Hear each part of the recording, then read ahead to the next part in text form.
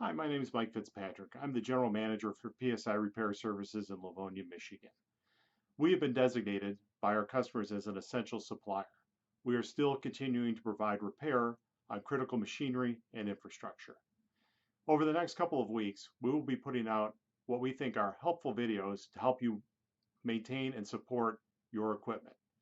Some of the topics will be simple things like keeping your critical bearings properly lubricated on idle machines, and sometimes less obvious things, like what is an acceptable timetable for bringing certain electronic equipment back online.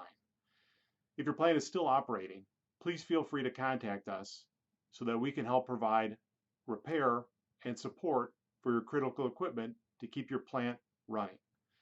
We're here to help. Please keep checking back over the next weeks, and if you have questions, we're always answering our phones. Thank you and stay healthy.